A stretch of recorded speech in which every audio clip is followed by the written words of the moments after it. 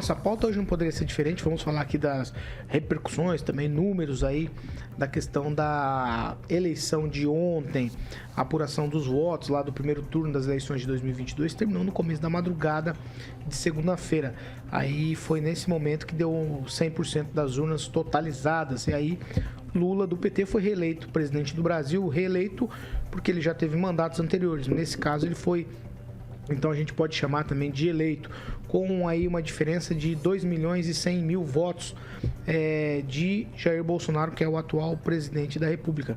Foram 50,9% dos votos contra 49,1%. Lula fez 60.345.999 votos. Bolsonaro fez 58.206.354 votos. A vitória de Lula foi confirmada pelo Tribunal Superior Eleitoral quando ainda estávamos com 98% das urnas apuradas, mais ou menos 7 horas e 57 minutos da noite. Naquela altura Lula tinha 50,83% dos votos válidos e não poderia mais ser alcançado por Bolsonaro, que contabilizava 49,17%. Essa é a menor diferença percentual a favor de um ganhador desde que as eleições voltaram a ser livres em 1989. Aqui em Maringá, Bolsonaro teve 157 mil votos, mais ou menos 67%, e Lula 74 mil votos, ou seja, 32%. No Paraná, Bolsonaro fez 62,40% dos votos e Lula 37,60%. Assim que terminou toda essa questão aí, o Alexandre de Moraes, que é o presidente do Tribunal Superior Eleitoral, ligou para Lula e também para o Jair Bolsonaro, para o presidente Bolsonaro, antes de proclamar a vitória do petista nas eleições. Vou abrir aspas aqui para Alexandre de Moraes. Eu liguei para ambos os candidatos, até por ser praxe do tribunal, resumiu Moraes. Nada mais do que isso, fecho aspas aqui para a fala de Alexandre de Moraes. O conteúdo seria meramente formal, parabenizando ambos aí pela participação no segundo turno e anunciar que a Corte Eleitoral estava pronta para tornar público o resultado das eleições. O Alexandre de Moraes evitou dizer aí como foi a ligação.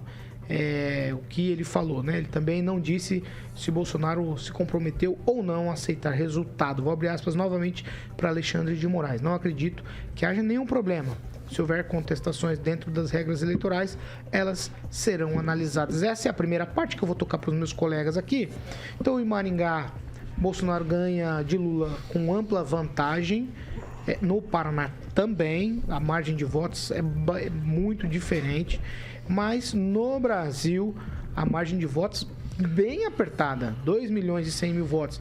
Nesse universo aí de praticamente 120 milhões de votos, né? Abstenções na casa dos 20%, brancos e nulos na casa dos 5%. É uma eleição bem atípica, Aguinaldo, coisa que a gente não via, assim, apertada, tô dizendo, a margem, né? Uma eleição atípica, por isso a gente sempre viu uma margem maior aí de diferença nas eleições presidenciais, pelo menos nas que eu acompanhei. Para você, Aguinaldo, essa margem quer dizer o quê? A diferença pouca de, para mim, 1,8 de diferença em percentagem, mas bem apertada, e mostrava já o que estava acontecendo no país, que era essa divisão e que não houve, né, uma terceira opção, que não foi para lugar nenhum. E as pesquisas confirmaram, pelo menos a maioria delas, o acerto em quem venceria, mas não com a margem que haviam dado, né, de pelo menos 4%, enfim. E as pesquisas acertaram nesse quesito de quem venceria. O país chega numa eleição totalmente dividido. Fico com medo ainda de que alguns ainda estejam ressentidos pela perca do presidente Bolsonaro não ter sido reeleito, mas é um sinal de democracia. Eu já dizia aqui que o presidente perdia muito tempo, principalmente no horário eleitoral, só criticando o seu adversário, que era o Lula, e deixava, às vezes, de mostrar o que havia feito, né? Ou quando começou a fazer isso, talvez já tinha perdido um pouco das rédeas sobre o eleitorado. É uma democracia, tem que se aceitar, onde foram poucos os exemplos de pessoas, no caso, ligados ou simpatizantes do Bolsonaro, que foram para as redes sociais dizer que, gente, acabou, né? Enfim, vamos torcer para que o outro candidato faça uma boa gestão, até porque todos estão aqui, né? Eu duvido que aqueles que, na sua ignorância, diziam, eu vou embora do país, empresário, eu vou fechar as portas, eu duvido, né? Que a pessoa não vai perder tanto dinheiro assim e não demorou tanto tempo para conseguir montar alguns impérios comerciais e querer ir embora do país por causa disso. É seguir para frente. Hoje é segunda-feira, não vai mudar nada na sua vida se A ou B tivesse ganho. Então vamos trabalhar e conseguir, porque não se esqueçam, talvez daqui até o final do ano, talvez estejam juntos, abraçados lá, fazendo alguma composição. E eu não dou uns 6 meses para o vice-líder do Lula ser Ricardo Barros. Pamela Bussolini, uma margem bastante apertada, Pamela, essa primeira parte aqui do programa, nós vamos falar especificamente disso, da votação, dessa questão aí, porque assim, o seguinte, né, a gente viu também, Pamela, eu falei do Aguinaldo, apertada. No entanto, a gente viu, por exemplo, uma divisão bem clara no país. O sul do país, 70-30. Aí, a metade do país, eu estava olhando o mapa e fazendo uma análise, a metade do país ali tem quase um empate técnico, né? O interior de São Paulo vota de um jeito, a parte ali, a capital e litoral vota de outro, aí Minas dá um empate técnico, a Bahia começa a fazer a mudança e no Nordeste, apesar de que no Norte o Bolsonaro também faz 70-30, né? E no Nordeste ali, isso 70-30, eu tô jogando números, tá, gente? Eu tô fazendo igual o presidente eleito, eu tô jogando números. A questão é só para a gente analisar que há uma divisão mesmo no país. Isso se deve a quê, Pamela? Então, Paulo, sobre o Norte, me chamou muito a atenção, né? Há números muito expressivos, né? Para o presidente Bolsonaro. Engraçado, né? Ainda mais em Roraima ali, né? Rondônia também. Claro que são estados ali que fazem fronteira com a Venezuela, então eles entendem melhor, né, o que é esquerda e direita, eles veem isso no dia a dia, né, deles, então isso se reflete na votação. O Sul, né, tem uma tradicional tendência mais à direita, né, e eu penso que a nossa votação aqui em Maringá demonstra que a melhor cidade do sul do mundo deve saber alguma coisa, né? Então, a votação de Maringá também bem expressiva aí. Eu não vou falar de Lula ou Bolsonaro, eu acho que nós estamos tratando mais de ideologias, né? Essa campanha ficou muito marcada por isso, né? Qual ideologia você quer? Eu concordo com o Aguinaldo em certa medida que o principal erro do presidente Bolsonaro para não alcançar essa virada talvez seja a falta de investimento em propaganda, né? Desde o começo do governo, ele realmente enxugou gasto público ali em propaganda. Antigamente, você ligava a TV, você via ali propaganda do governo o tempo inteiro. E essa é a forma ali de agradar a mídia e tal, essa mídia que estava tão saudosa de governos anteriores. Então, até para anunciar, por exemplo, a transposição do Rio São Francisco, né, feitos do governo, parecia que a Globo, por exemplo, estava anunciando um velório, né? Então, esse corte que ele fez e tão brusco, talvez ele comprou uma briga tão grande que impossibilitou ele de passar o que ele estava fazendo para os mais humildes que só assistem TV, só ouvem o rádio, por exemplo, né? Então, fica difícil. Quem tinha acesso ao que o governo fez, né, e o governo fez muito, é mais quem ia pesquisar, quem ia nas próprias redes do governo, quem buscava mesmo essa informação. Então, infelizmente, esse aí foi um erro que custou aí talvez essa diferença e não deixou ele dar essa virada aí no final. Aguinaldo, você pediu uma parte?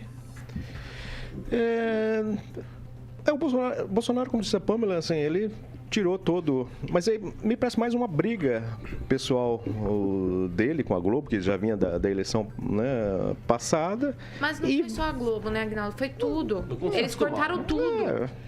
O investimento... É verdade, gente. O investimento em propaganda, sim, ele cortou bastante, e foi brusco, né? E dizem que isso foi da ala militar ali, né?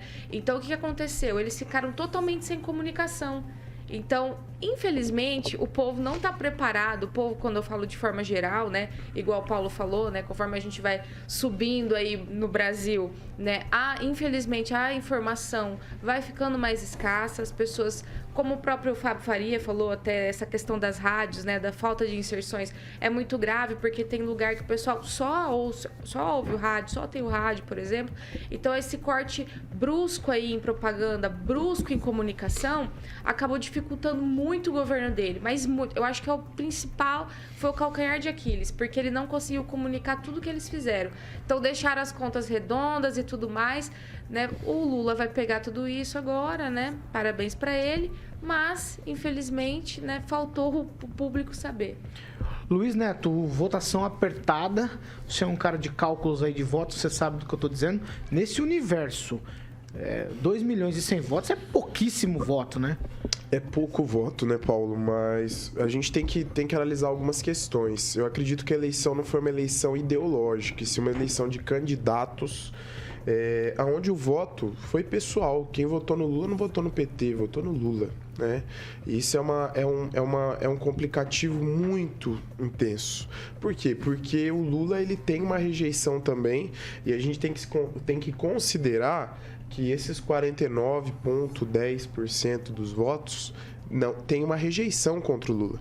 Não é um novo presidente que vai construir um novo governo, é um presidente que já passou pela presidência, é sim uma pessoa que foi inocentada pela canetada de um juiz, né? O processo foi extinto pela canetada de um juiz e que coloca em xeque a democracia desse país, na minha opinião. Processo extinto, por quê? mas não Por que eu digo isso? Por que eu digo isso? É um processo extinto, né? O que o próprio juiz disse, né? O que o próprio Alexandre de Moraes disse, que ele foi inocentado pelo STF. Então é algo muito complicado. Quando a gente olha não isso, foi pelo STF.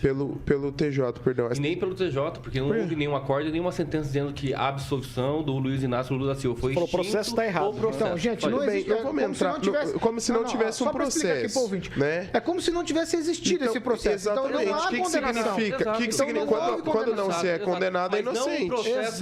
Quando não se é condenado, nós estamos discutindo. Deixa bem claro isso. Kim, nós estamos discutindo algo na minha fala que não agrega agora no processo, né? Vai. Então, assim, no processo eletivo. O senhor quer controlar até o que eu falo, Kim? Tenha respeito pelo colega que está falando. Tenha um mínimo de respeito. Tenha respeito. Respeite as pessoas. Não, vai lá não. Isso é molecagem da sua parte. Tá? Eu estou aqui dando o meu comentário. Então dá licença. Dá licença que eu estou falando. Então, de acordo com a rádio, o senhor acha que o senhor é quem? Luiz Neto, não, meu colega ele tem algo pessoal que ele tem que resolver nos bastidores. Nosso ouvinte não merece isso. Quem continuar falando não fala mais o resto do programa. Pronto. É assim que funciona. Eu estou pedindo respeito para vocês. Só isso. Vamos lá, por favor. Muito obrigado, Luiz Paulo. Neto vai concluir a fala. Obrigado. Vai, Luiz Neto. Então, assim, o que se analisa em relação a tudo isso é uma divisão muito grande do país. Eu acredito que essa questão de união, ver o Brasil feliz de novo, como o candidato Lula disse, vai ser muito difícil. Vai ser muito difícil ele implantar os projetos que ele prometeu durante a eleição. Mesmo comprando uma parte do Congresso, a oposição ao Lula, que é os candidatos eleitos de direita, tem uma força muito grande no processo, tiveram uma força muito grande no processo eletivo. Bolsonaro conseguiu eleger importantes governadores em estados estratégicos. A exemplo disso, o Tarcísio, que ganhou em São Paulo. Então, assim, o processo vai demorar muito para ser concluído. Acredito que ainda há desenrolares em relação aí o futuro do país, para onde o Lula vai seguir e qual vai ser a composição. E ele tem que, acima de tudo, apresentar o projeto de governo, né, que a gente não viu, e a gente precisa saber qual é o projeto de país que o Lula pretende executar agora. E só para concluir, né, eu acredito que não tem essa coisa, acabou, tá todo mundo feliz.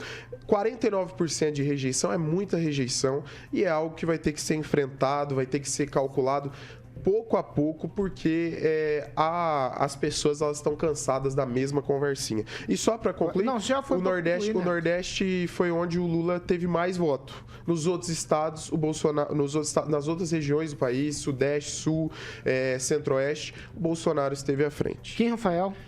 Olha, são 14 estados da federação de forma proporcional, elegeram o Bolsonaro 13 e Lula. É claro que não se ganha eleição por conta, como é nos Estados Unidos, que é por delegados, etc., distrito, etc., mas é por voto a voto, e foi o que aconteceu nessa eleição, bastante polarizada.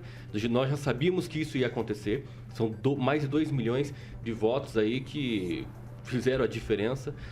Eu acho que o ressentimento sempre vai existir, né? Ressentimento porque é um time, é uma torcida contra a outra, e é assim a democracia, né? A democracia tem lado e precisa ser respeitado. Eu ainda me estranha muito ao presidente da República, né? Ainda não se pronunciar. Vamos falar, já é o segundo tema. Mas vamos aguardar, claro, esse pronunciamento dele, que é muito importante para a população. Vamos falar já desse assunto. Agora, é lua de mel, né? Lua de mel agora, o momento acaba, igual o ressentimento acaba também daqui a pouco, a tristeza de quem votou num, né, deixou de votar também. Então a gente vê o Brasil hoje nessa situação, né? E tem muitas pessoas nas redes sociais dizendo, o crime compensa. Não, tira isso da tua cabeça. O crime não compensa. Sabe por quê? Porque, cara, metade da população eleitora, pelo menos, não quis o PT novamente no poder, né? Nós não temos o controle dos votos do Nordeste, do Norte, enfim, os estados que acabou elegendo Lula, e também eles não têm culpa. Nós temos que entender o seguinte, não é para entrar nesse ritmo e sentimento de guerra. Bahia, não sei o quê. Não, eu acho que tem que deixar normalizar a situação. Infelizmente, claro, um ex-presidiário vai acabar assumindo em 2023. Fazer o quê? Né? É assim, democracia. Através do Supremo Tribunal Federal, do STJ, de alguns ministros que foram indicados pelo próprio PT nos últimos 13, 14, 15 anos de governo aí do PT, que colocaram, né, alguns ministros que acabaram dando aí esse resultado novo de eleger, né, de deixar a capacidade, né, eleitoral do Lula estar diante de todos nós para ele concorrer às eleições. Então isso, infelizmente, nós não temos controle. Acredito que o Congresso Nacional, por mais que tenha, em tese, no primeiro turno, recebido muitos votos daqueles que apoiavam o Bolsonaro acabou também apoiando bastante gente na Câmara dos Deputados, o Senado sobretudo, porque vários ministros seus, né, acabaram sendo eleitos, mas não é bem assim também. Eu acho que vai ter uma oposição sim, só que a maioria ali é do PL e faz parte ainda daquele centrão fisiológico do Valdemar da Costa Neto, etc. Então isso também nós não temos controle sobre isso. E claro, o Bolsonaro não estando no poder é um outro cenário, né? Lula estando no poder, tendo a caneta ali e tudo, é um outro cenário. Então nós não sabemos exatamente o que vai acontecer, mas a democracia é essa. Nós vamos aguardar, é como se fosse fé, né? A gente vai aguardar o que vai acontecer. Só isso. É isso que vai acontecer. Fernando Tupan, o seguinte, foi diferente, muito diferente do que você esperava. A gente já esperava, que a gente falava disso nos dias anteriores aí do programa, semanas anteriores também, sobre a polarização, isso já no primeiro turno. Aí no segundo turno tinha aquela curva de crescimento do Bolsonaro. Aí chega na reta final aí com as urnas todas apuradas, pouco mais de 2 milhões de votos, que é uma margem absurdamente pequena. Paulo Caetano, o Brasil que deu certo não estava com Lula. Você vê, a pobreza levou o presidente Lula ao poder, que foi no Nordeste, a Bahia, onde não tem emprego. Aqui em Curitiba, chegou uma leva de imigrantes da Bahia. Aqui perto de casa tem uma panificadora aqui que traz toda semana gente da Bahia, porque lá não tem emprego.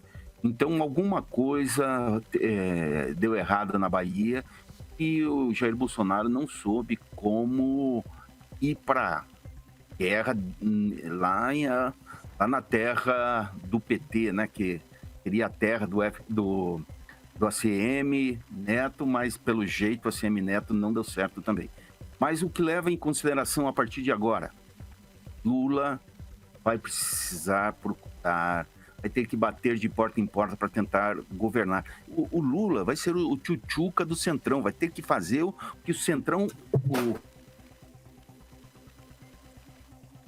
Perdemos a conexão com o Fernando Tupan. Mais um que se vai. Não é assim não. Não, vamos lá. Vamos seguir por aqui. 7 horas e 24 minutos. Repita. 7h24. Não foi censura não, viu, gente?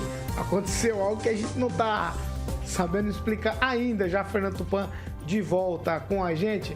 Mais alguma consideração, Luiz Neto? Você tá alvoroçado hoje. Não tô não. Tô bem tranquilo, muito pelo contrário.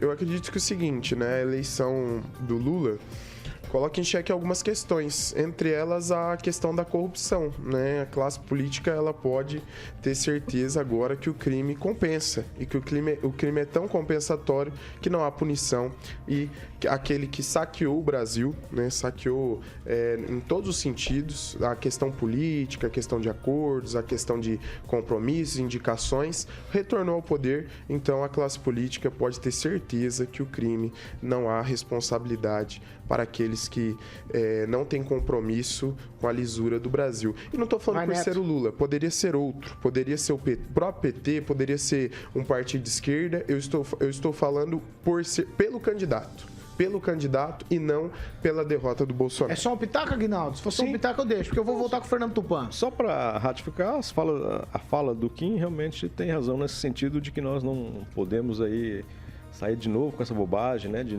falar mal de nordestinos, enfim, agora vocês que o Sul trabalha para sustentar o Nordeste, enfim, parar com essas bobagens, né, é aceitar que perdeu, enfim, e por incrível que pareça, torcer para que seja um bom gestor para que a gente vive aqui. Então, né, parar com essa bobagem, brigar com o Nordeste, porque a gente fala mal e depois está lá fazendo turismo. E eles aqui buscando emprego também, né? Ué, e qual que é o problema? São todos brasileiros. Mas você vai lá fazer turismo, eles estão... Eu tô falando que você tá certo. Não, tem que estar todo mundo bem, porque a gente convive, né? Ô, Fernando Tupan, eu vou voltar com você, porque senão já vão começar a falar aqui que nós derrubamos você, porque você chamou de Lula de tchutchuca do Centrão. Vai, segue de novo. Você duvida disso, Paulo Caetano? Olha só o que aconteceu no governo Bolsonaro. O Bolsonaro teve que ceder ao Centrão, e se Lula não ceder ao Centrão, ele não termina o governo, você pode ter certeza. Será que ele vai conseguir fazer um bom governo? Eu acredito que não, mas espero que ele me faça morder a língua e que faça alguma coisa boa, diferente do que ele fez, onde a corrupção imperou no governo dele, onde países de esquerda, como Cuba, recebeu milhões e a gente vai receber nos próximos anos do governo Lula charuto, que você pode ter certeza que isso vai acontecer. Nós estamos encrencados. Mas tem uma coisa aqui, eu não sei se eu posso falar, Paulo Caetano, que algumas pessoas dentro do Partido dos Trabalhadores do Paraná serão beneficiadas. Entre elas, a deputada federal Gleisi Hoffmann, presidente do PT, e com certeza vai ser ministro do Estado. Assim como o deputado federal Elton BR, daí de Maringá, que é cotado para um ministério. E isso vai abrir algumas coisas bacanas aqui para o Paraná e para o Partido dos Trabalhadores tentar romper essa força que tem a direita aqui no Brasil, que está tem no Paraná, que está em torno de hoje de 64%, e eles têm 4 anos para tentar fazer isso. Primeiro vão ter que vencer as eleições municipais, elegerem prefeitos em 2024, o que não me parece plausível nesse exato momento, quando o mercado financeiro prevê para 2023, 2024, recessão. Nos Estados Unidos, a gente sabe que os analistas de mercado apontam aumento da gasolina, problemas estruturais e queda na Bolsa de Valores. Nós vamos sobreviver a isso? Vamos sobreviver, claro. Mas sabe qual é o ponto positivo, Paulo Caetano? O ponto positivo é que pessoas como o Luiz Neto, a Pamela Bussolini, o Kim Rafael vão poder assumir o protagonismo aí em Maringá. Porque a esquerda vai ter o Enio Verri, vai ter o Mário, vai ter o Flávio Mantovani, para poder se mostrar. E o que eles vão fazer a partir de agora é exatamente mostrar que a esquerda, para Maringá, representa muito pouco avanço. E eles vão ter que se esforçar para mostrar que eu estou errado, que nós estamos errados. Se preparem, tempos difíceis estão para vir. E aquela história que nós ouvimos, demissões, vai começar, Paulo Caetano. Pode esperar. Fernando Tupan, eu vou torcer não pelo caos, eu vou torcer pelo sucesso do Brasil. Aqui não sou partidário de ninguém, mas eu vou torcer pelo Brasil, né? Que a gente consiga superar esses momentos todos. E você quer falar, Kim? Eu preciso ir pro break. Vai. Ai, meu Deus. Não, é duro, eu coloco a regra e depois Da eu mesma tenho forma que- como a gente fala assim, vamos respeitar o Nordeste, etc. Eu acho que tem que ser respeitado, Claro. são todos brasileiros. Só que tem que respeitar também a nossa vontade aqui. Maringá, Paraná, Sul, nós não temos a preferência de Luiz Inácio Lula da Silva. E todo mundo tem que entender isso. Né? A maioria aqui votou para o Bolsonaro ganhar. Não foi dessa vez, ok. Para a próxima, outros candidatos virão, etc. Tem que respeitar todo, independentemente de quem perdeu ou quem ganhou.